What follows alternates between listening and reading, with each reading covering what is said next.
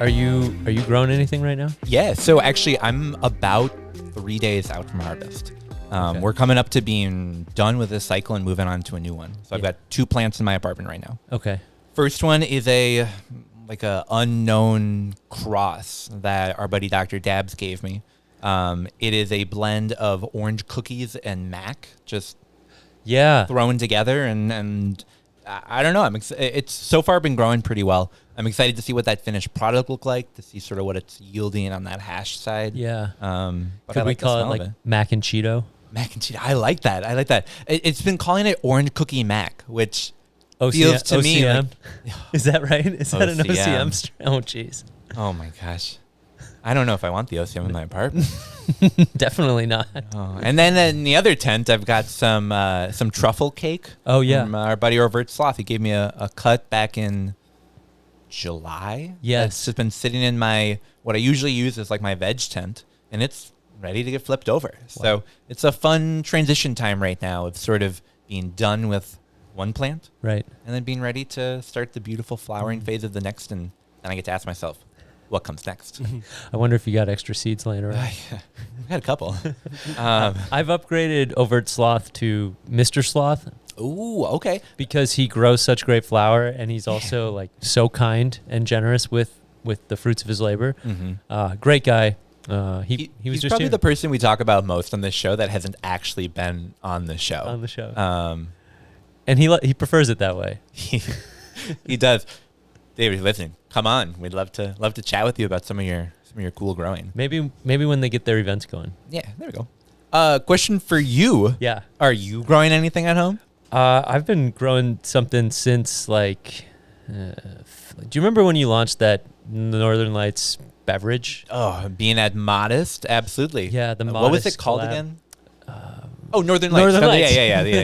That's right. Yeah, I remember the color. It was blue. There we go. Thanks, Jordan. Producer Jordan. Well, that was the day I found out that I was starting to grow a family. Whoa.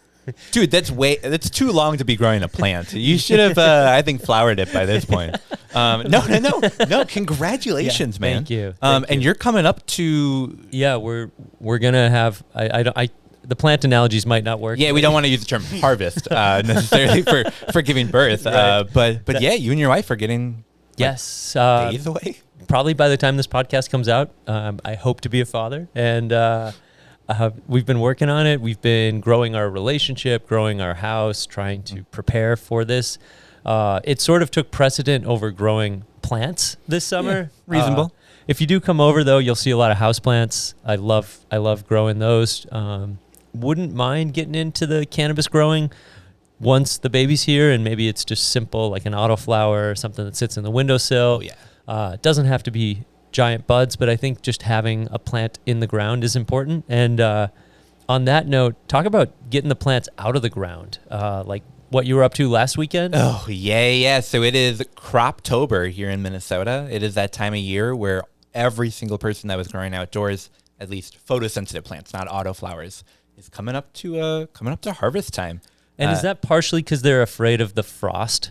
Yeah, they realize that it's getting cold and they skip out of town. No. It's because of the seasonal change in the amount of hours. Okay. So cannabis had to develop a way to know, when do I put out seed? Thousands of years ago, it came up with this photosensitive technique where as the days start getting shorter, closer to like 12 hours of sunlight, they start to begin flowering. That 12 and 12, that's what you want when you're growing. So plants are coming out of the ground. You were with some guys doing some things. Pretty good sized plants, right? This year was great for flowers. Yeah, this was an incredible year for people growing outdoors in Minnesota. Well, definitely we had to struggle a little bit with some drought at the middle point. We had a ton of rain to start out our season, which was really good for getting those plants started, especially as people were moving them outdoors. So, I was with a grower who's been growing for quite a while. Definitely a good chunk of time. And he had huge plants. Wow. But I also went to a friend's house. This is his first year ever growing, not just like outdoors, not just legally, but ever. He also had huge plants. I think this was just the season that if you were looking to grow really big plants outdoors in Minnesota, that was very achievable. And what would you guess the amount of weight that you can get off a large outdoor plant compared to some of the plants that you grow in your tent? Are we talking about much larger yields?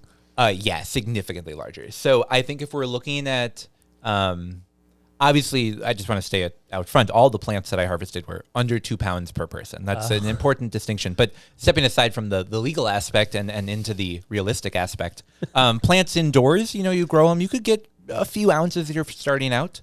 If you're doing a really good job, you can get, decently close to a pound of indoor material just from a single plant when grown under the right light conditions. Okay. Outdoors, probably closer to like 6 or 7 pounds. Wow. Yes. We're talking huge plant. bushes. They would look big in this room. Yeah, they would be huge. They were taller than I was. To harvest the top part, we needed to get on a ladder. Wow. And those were all grown totally legally in Minnesota. It was less than the 4 flowering plants, actually. There were only 3 in there. And yeah, they were really, really big plants. Amazing. Yeah. I think this is the time of year where if you're harvesting, you probably have a decent amount of flower. And yeah. So now is the time to be sharing it around with people, to be sharing the wealth. And it's but 2 fun pounds, time. 2 pounds per plant does not literally work. It's not realistic given the summer that we had. And that's not the grower's fault necessarily. You could just put the seeds in the dirt and expect them to grow, and they're going to grow larger than the legal limit. Yep. Yeah. It is a very interesting act of nature, of legislation coming together, where we have laws that limit you to how much you can have, but the plant doesn't have to follow those. They don't care about that. Yes. So we get in this situation where you have a plant, maybe you have 2 adults in your home, it's over 4 pounds. What do? You were following the law up until that point. What I've been told is you just give it away. Yeah, sure. Just give it away. Yeah. So if anyone's looking to give away some flower, Jordan, are you looking for any weed right now? Constantly. Yeah. That's fair. Should we take a quick break and get into some news? Ooh, I like that. We'll be right back.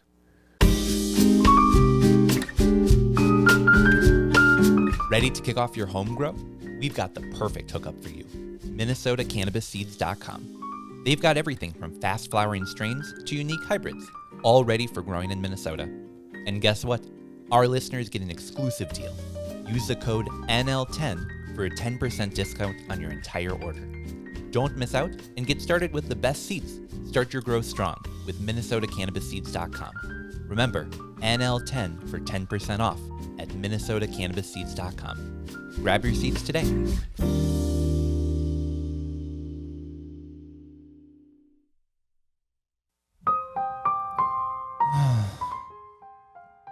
I just wish there was some way that I could tell people that I lived in Minnesota, that I liked cannabis, and that I was a listener of the Northern Lights podcast. There is! Northern Lights merch! Dope. You can get yours today! mncannabiscollege.org/Northern Lights. Get your shirts, get your mugs, check it out. Get it all today.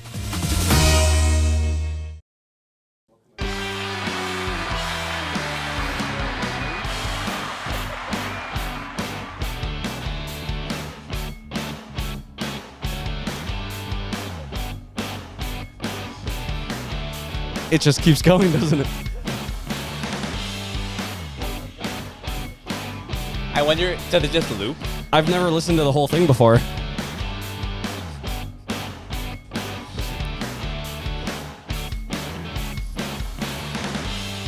I thought that was it. Me too. That was longer than the general application process. And we're back.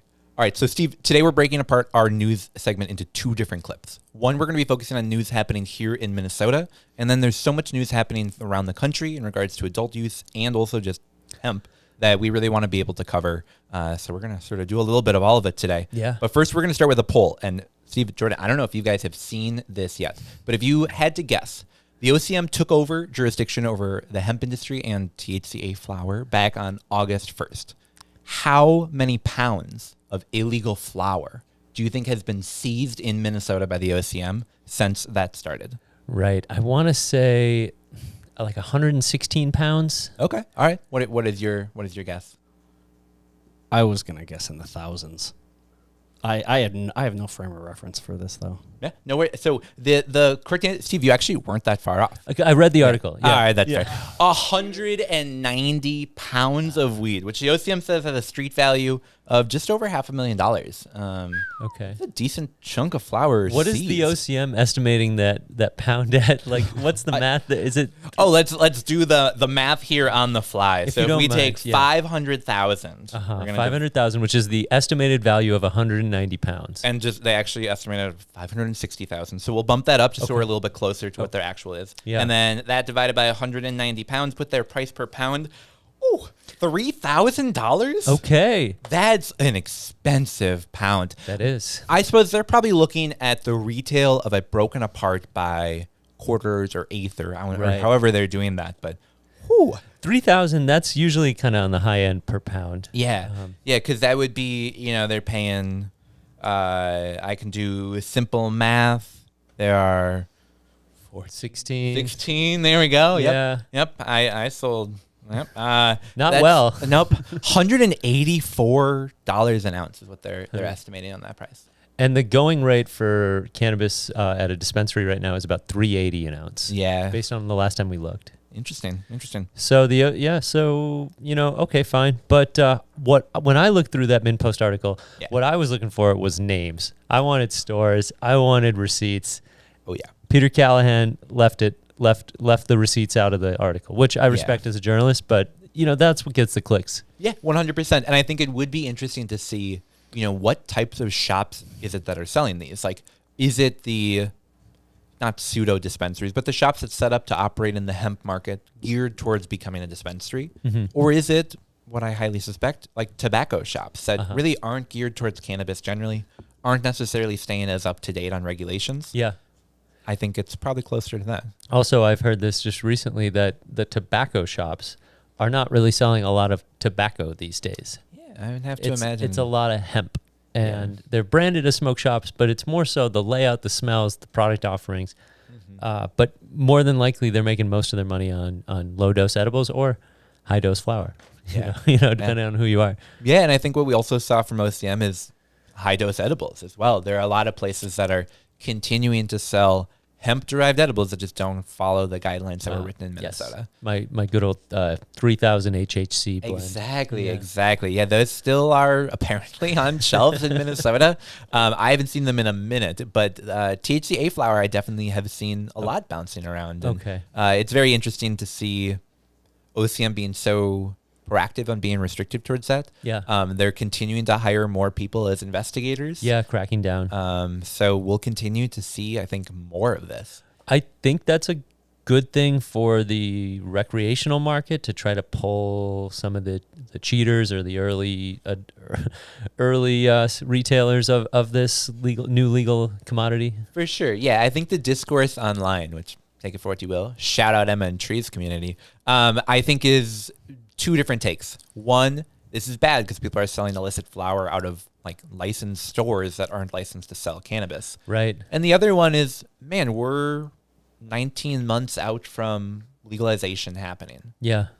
Still no stores have opened outside of our tribal nations that are selling flower. Right. And OCM is putting a lot of effort, maybe not towards licensure, but now towards enforcement, is a take that some people online have. Yeah. I think it's a little bit of both. I think it's good to see stores that are following the rules being given. Let me rephrase that. I think it's good to see stores that are compliant being supported by regulators. Yeah. And stores that are non-compliant, that are just hurting the industry, being shut down by regulators. Right. Do I like to see cannabis continue to lead to more seizures by the state? No. Do I think it's good for the cannabis industry as a whole? Yeah, probably. Yeah, I hear you. It'd be fun to have a illicit operator on the show, but then again, would we get pushback for platforming someone who's not following the rules, but for sure, getting their perspective would be interesting. Yeah. I don't know. It certainly exists, right? You can find these shops. I mean, also think about it. There's 4,000 places that sell hemp-derived products nowadays. Yep. And so how many liquor stores, how many tobacco stores do you drive past that you don't stop at? And you could just wonder what's inside. Oh, yeah. So they have 8 staff doing inspections. They've got 4,000 businesses. And those are only the people that have actually registered, which I imagine there's products being sold at businesses that are not registered. Of still. course, probably. And so enforcement will continue to happen. Sure. Whack-a-mole. Yeah, exactly. I mentioned a little bit about the OCM not yet issuing licenses. That's another thing that I wanted to talk about today is really looking at the timeline for when we can expect those to happen. We got some good information out of some local reporters this week, some information that OCM sent out to their partners, a variety of sources that gave us a better picture on when that lottery will actually happen. The big question that everyone is asking, we've had these applications submitted. When will we know who actually got the application license? Right. There's 1,800 plus applicants, 282 potential licenses. Yep. But they're having to work through to understand if the applicants are really who they say they are, if they are really attached to the business, or if it's like, I don't know, how would you describe that? Like Yeah, so they call it the true party of interest in statute. Okay. So in essence, they don't want people to be able to manage 6 different businesses just by, using ownership structures to make it so they're not like totally an owner, but they're sort of an owner. So this says if you own more than 10% of the business, you're considered a true party of interest. And you can only be on one application as a true party of interest. Right. So what they're doing is going through and reviewing literally every single application, Yeah. looking at every single person that was part of every application to see, hey, did this guy actually apply over here? Does this shell company have 6 owners and one of them is also an owner of this shell company? Wow. Like going through all of that. Wow. It reminds me of a movie when they're trying to like put together the bad guys. Yeah, it does. And what's unfortunate is, well, there's multiple ways of looking at it. Of course. One of the things that they wrote into statute is that people can only be part of one application. Now, I personally think this is good. So that way we're not having people submit 50 applications because they can pay for it, and now in the lottery they get 50 tickets.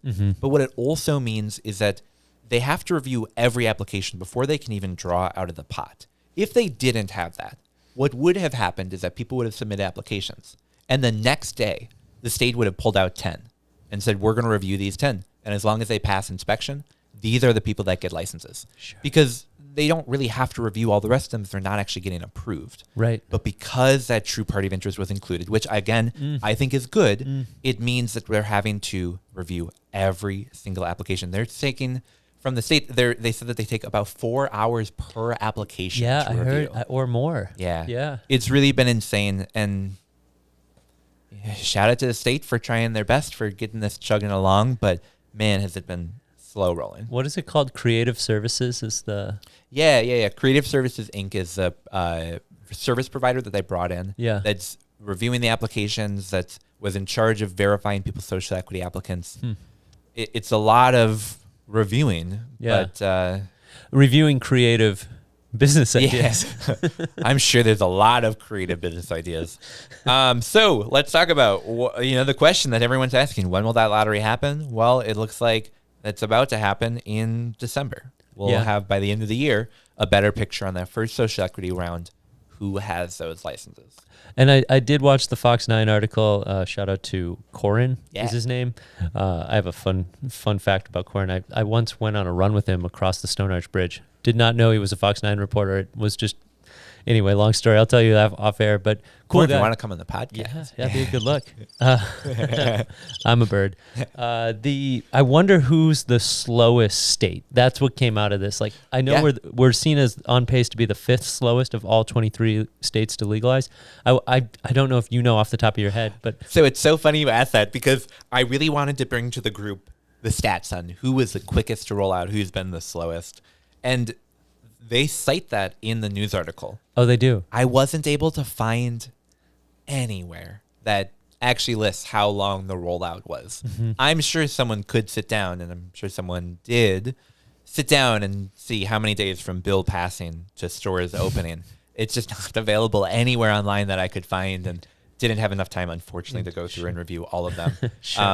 I want to say New York was pretty slow. Couple of years. New York was slow. I also know that the medical program, I I'm going to get the wrong state, but a state down south took almost 4 years to roll out. Sure. So we're better than that, I guess. Yeah. It's very Minnesotan to not be last, not be first. Yep. Somewhere in between. Yeah, middle of the pack, 24th if you. Yeah. The Fox 9 article was funny. It gave a special shout out to Ohio as a state that legalized after us, but that has opened stores already. Right. And it happens. And I did hear reading or listening was Ohio had a much more robust medical program. Exactly. Which allowed them to on-ramp more quickly. Yep. We do not have a robust medical program. No. But we should plug something later in the show about fighting for more medical products. Yeah, absolutely. Yeah. We should plug that in like just a second here. Okay. That's actually a really good transition because unfortunately we really just don't have much more to share about the licensure update. We know the lottery will happen by December. We can assume that general round, so that first round of non-social equity applicants, will open by like March. Okay. But it's based on a rough estimation that the state gave. More to come. Yeah, I'm sure they want to finish this by the end of the year, but there's nothing. I mean, besides the interim directors saying, later, not sooner, but this year, that leaves December. But so let's we're gonna draw a line in the sand. I'm gonna ask both of you guys to put your flag in the ground. There were people in this article saying we're not gonna have stores open selling product before 2026. So we're here now. Oh, yes. It's October 2024. Do we think stores will open to sell products before January 1st of 2026? So it's a year and 2-ish months out. What do you guys think? I think yes. You think yes? I think yes. Yeah? But by a baby's fart. It's going to be, Okay. Yeah. just before the holiday sales. they're going to, capitalism, they're going to lean in. I could see it. I'm going to say after Okay. January 1st, Right. just based on the track record of everything thus far. See, yeah, the realist in me agrees with you, but like the guy who's been saying just 2 more years for the past 16 years is like, yeah. You know what I like more than stores? What do you like more than stores? Stores and Bickle. Stores and Bickle. Wait, what is Stores and Bickle? Stores and Bickle is a medical cannabis device that you can use. It's a dryer vaporizer. You mean like this one? Oh, yeah. Oh, shit. That's Stores and Bickle. That's the Mighty. Crazy. Remember the Mighty? Yeah, I've remember the Mighty. used that a couple times. Remember the volcanoes at the Wilderness? I've used that one a couple times too. Yeah, that's Stores and Bickle. They're great. They're out of Germany, but they have a great team in the U.S., and we're working with them now. I dig it. Wait, so we get to use the Mighty more? Mighty More, yeah. It's a dryer vaporizer. It's actually one of the safest ways to consume cannabis because you're not actually combusting the flower. You're just heating it up. That's pretty cool. Did you know that when we first started rolling out our medical program, one of the biggest concerns that people had around having flower in our program, yeah, the police were concerned about the sales. I don't care about that. The medical concern that people were worried about is we're going to have medical patients with cancer and lung issues and all these other ailments combust and consume hot air into their body with burnt plant material. That's what you see as medicine. And yeah, dry herb vaporizers definitely were able to sort of be that middle step. Yeah, had they heard of Jürgen Bickle, and they may have changed their opinion on it because it's not seen as a medical device in the U.S., but in Germany and other countries, it is seen as a medical device. We just happen to have weird FDA rules. When are we going to Germany? They have legal weed now. I get that they don't have stores, but there are people growing there. I'm sure there are co-op type models. I just want to see what a German grow up looks like. Yeah, well, I have family in Switzerland. We could go to Switzerland. We could drive to Germany. Could bring Northern the whole family Lights live from Germany. What's that time difference? If we did it at like 9 p.m. there, it would be like It's It's about 8 hours. plus 7. 7, Okay. 8 hours. Yeah. all right. Yeah, so that could be people would wake up, drink their coffee with us. Mm-hmm. Yeah. That could be fun. Mm-hmm. If you have a recording studio in Germany, reach out to us. We'd love to come and hit you up. And I would say we'd bring weed, but I think They've that's got it. Yeah, illegal. no, so don't we bring won't- weed. Yeah. We'll find it there. Yeah. We'll talk to Haley. We'll get There we we'll go, get something set exactly. up. Yeah. Well, so I do want to talk a little bit about our medical program because every year we sort of had this annual dance of man, our medical program sucks. Wouldn't it be cool if we could have more things? And up until this year, more people qualifying for our med program. Yeah. Now, last year they passed legislation. It changed it so that if you want to become a med patient, you actually don't need to have one of the qualifying conditions. Right. It's anyone that your doctor says, yeah, you'd qualify under this. You can go to any doctor's office. You don't have to go to one particular building. You just have to talk to your medical provider. Yeah. In fact, I've even heard there's like websites you can go to that will help you get your med card. And I definitely would encourage people to explore that if you're looking to explore what medical cannabis looks like. But my one hesitancy has always been the cost of our med program. Yeah. And the restrictiveness of what the products available are. If you want a vape cart, great. If you want gummies, great. If you want flour, awesome. If you want anything else beyond that, though, it's pretty limited in what you're able to get. So they created this process in statute that allows people to come and petition the Department of Health, but this year, the Office of Cannabis Management, to say we should be able to sell more things out of our store. And I wanted to shout this out because we're in that in-between time where people can be providing public comments for this. Yes. So sort of like when we were talking about the rulemaking before, go and get your comments heard. If you have thoughts on any of the things we're about to talk about, you actually can go to the Department of Health website. Well, I guess Office of Cannabis Management website. Yeah. We'll put that in the show notes. And you can submit comments on any of these forms of consumption. And some of them you might have heard less of, but some of them are actually really common. The first one is vaporized concentrates. Is that what we do? That, all the time. That's so the Puffco is like made for vaporized concentrates. Currently, they can sell concentrates out of the med program, just only in a vape cart. It has to be in the cart, and then they can sell it. Right. Which is more expensive. It is more expensive. They can also sell it in a syringe that you can fill your own carts with. Okay. But it's not really something that people are going to be using like a Puffco or some sort of like a vaporized concentrate. Right. This would allow people to have resins, rosins, all of those types of things that previously the med program wasn't able to sell. In fact, I recall being at a sort of like a Minnesota Cannabis College class after party at the Wilderness, chatting with someone who worked for one of the med programs and just saying like, hey, I'm not going to talk about this on the podcast, which I am, but why don't you guys have like rosin? Like that's really what I'm looking to buy. And as a med patient, like, yeah, it'd be a bit spendy, but I might buy it if it's local and available. Yeah, I remember that. And her whole thing was, or their whole thing, his whole thing, whatever it be, Yeah. was we would love to. The state says we can't. It's not an authorized version. This would make it a method that people could consume. And as the medical market continues to open up and go beyond just two businesses, Yeah, we would start to see more competition and quality exactly. for some of this more highly refined product. And it's so perfect because the reason that these petitions matter so much this year is not just because it increases access for patients, which is important. I don't mean to put that aside. But these are the rules that would go into effect next summer. Okay. Next summer, there's going to be other stores opening. Next allegedly. summer sounds like a lot of fun. Yeah. And those places, if they're selling medical cannabis, then they wanted to sell vaporized concentrates as medical cannabis, which they would already be selling as adult use products. Yes. They just wouldn't be able to sell it as a med product. This would make it so that now Rise, Green Goods, but also anyone else that gets into our med program Right. would be able to just sell concentrates like we all know. Yeah, that sounds more robust. That's much more robust. One thing that I was not familiar with was dry powder inhalers. Yeah, absolutely. you Jordan, ever- have you heard of that before? No. Yeah. So Have you ever done it? no, I've seen it talked about before. Okay. I've seen pictures of them before. I've never actually seen it in person, and I've never met someone that has used one of these products. But picture it this way: when you have asthma or any other product that you're using an inhaler for, you're inhaling like this. It's like a powder of sorts. It's sometimes a liquid. Chalky. Yeah. It's always had a little chalky Yeah. element to it. So now picture that in that suspension is powdered THC, ready to be absorbed by your body, being able to skip the entire liver process that edibles does, and instead, just like an inhaler provides medication to your lungs, into your bloodstream, this would provide THC directly into your lungs, into your bloodstream.